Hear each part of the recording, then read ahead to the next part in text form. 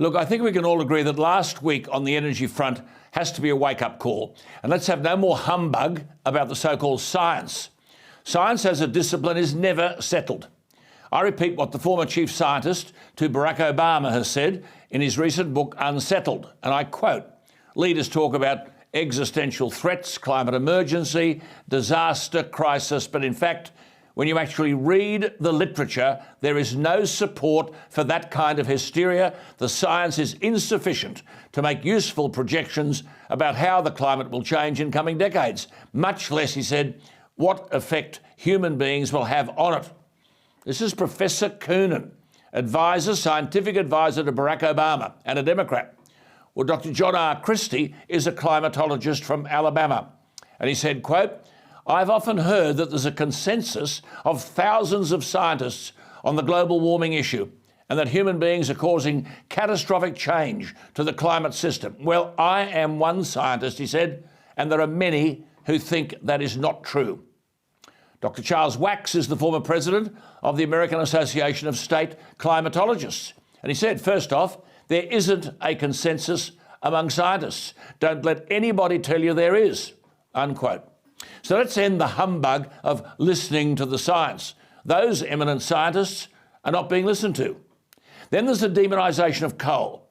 Matt Canavan addressed that last night when he spoke to us on this program, and he said, quote, "One of the world's largest energy exporters telling us we can't have electricity is like telling us that Eskimos are running out of ice." As Matt Canavan said, quote, "We're obsessed with renewables." Well, instead of recognising that obsession got us into trouble last week, Energy Minister Bowen says that what got us into the crisis, the preoccupation with renewables, must be met with the Bowen solution: we haven't invested in renewables enough. Preached the nonsense that coal is unreliable. Matt Canavan again told us last night, his words, quote, "Write a letter to these morons to tell them that old coal-fired power stations are unreliable. Old cars are unreliable. But if you build new things, they don't break down. If coal is the problem," Matt Canavan said, "shouldn't the lights be going off in Japan, Korea, India and Vietnam, who rely on our coal but have invested in new coal-fired power stations," unquote.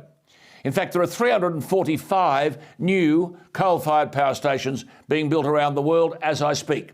We've closed down 12 in the last decade.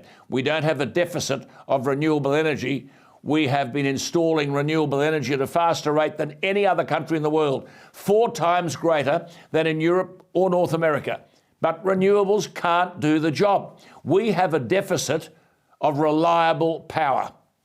The most laughable observation last week was the Energy Minister in New South Wales, Matt Keane, saying, well, one of the problems last week was the cold weather. He obviously doesn't understand that it is winter, and we do have winter every year. Matt Canavan last night made reference to the Isogo power plant in Japan, one of the most advanced in the world. The plant is 2 kilometres from downtown Yokohama, almost zero pollution emissions in the middle of a big city. Well, we now have a veritable communist energy policy. Bureaucrats telling us what to do.